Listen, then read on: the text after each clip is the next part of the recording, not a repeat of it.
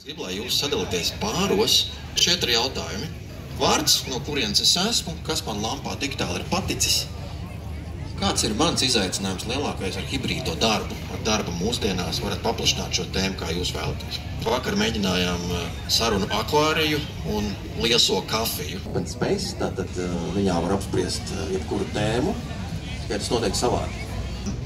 Šis formāts ir par to, ka viņā nav viens runātājs, vai viņā nav paneļa, eksperti, kas kaut ko stāsta, bet viņā piedalās pilnīgi visi.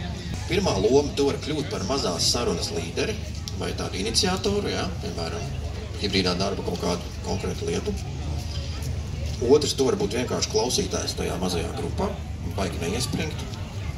Vai tu vari būt kā biti, jo sarunas paralēli notiek vairākas. Taurenis ir tāds, kurš ir vispār atnācis plivināties riņķī, tā baigi neko negrib darīt, bet vienkārši pavadīt laiku. Un tas ir ok. Jā, reku jau parādījās taureni.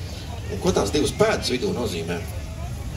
Ka mēs jebkurā brīdī varam iet prom, nākt klāt, mainīt šīs te mazās diskusiju grupas, mums nav jāprasa atļauja. Un tas ir ok. Neviens par to neapvainosies, un tas ir normāli, jā.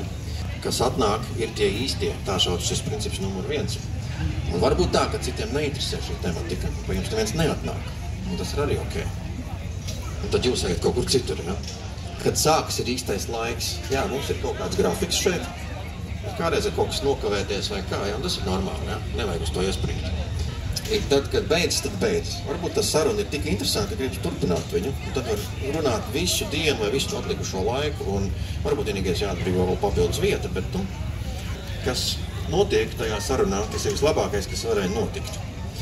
Citiem vārdiem, šajā sarunā nav specifiska plāna, nav kaut kāds baigais iznākums jāpanāk. Jā, tad saruna ir demokrātiska, brīva un tāda, kāda vēlās tie, kas piedalās. Esi gatavs pārsteigumam, tas ir šī formāta tāds teiciens, ka, ja šo te ievērot, tad, nāciet, tad notiek pārsteigums. Varbūt mums šodien izdosies viņu kaut kā ieraudzīt vai izjust, jo mums nav daudz laika un jūs neesat ļoti daudz, bet mēģināsim kaut ko darīt, jā. Tas grūtākais brīdis. Tāpēc, ka tabula ir tukša. Es esmu priecīgs, ka sākās rakstu daļa. Super. Uz lapiņas tu raksti to, ko tu vēlies runāt, un pagaidām turi pie sevis. Es varbūt kā godāt drosmīgāko cilvēku. Es Ingus, es zinu, jā, kā jūs? Lelde. Super, Lelde, paldies. Jā, taisam līniju, var nākt tuvāk, jo šeit būs tā vieta, kur jūs stāstīsiet. Mums ir jau... Wow, kas notiek?